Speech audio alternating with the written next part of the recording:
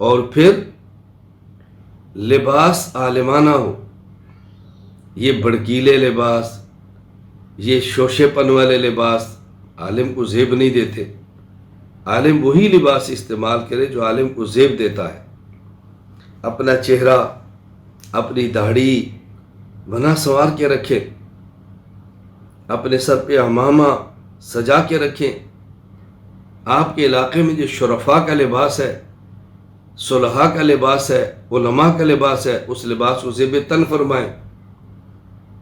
صلاۃ الحاجہ کا اہتمام کریں، وضاقت عالمانہ رکھیں، شرفاء والی رکھیں، شریعت کا خیال کریں۔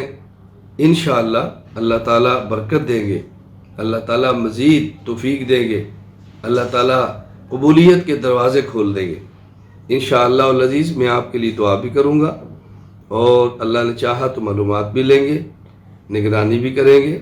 ہماری خواہش ہے کہ ہمارے ان تمام طلباء کرام، ہمارے تمام طلباء کرام جو دورہ حدیث میں شامل ہوئے ہیں، یہ پڑھیں بھی اور بیان کرنا سیکھیں بھی، بہترین محدث بنے، بہترین فقیہ بنے، بہترین داعی اور مبلغ بنے، بہترین خانقاہ کے مزکی اور مربی بنے۔ اللہ تعالیٰ یہ صفات آپ کو عطا فرمائے۔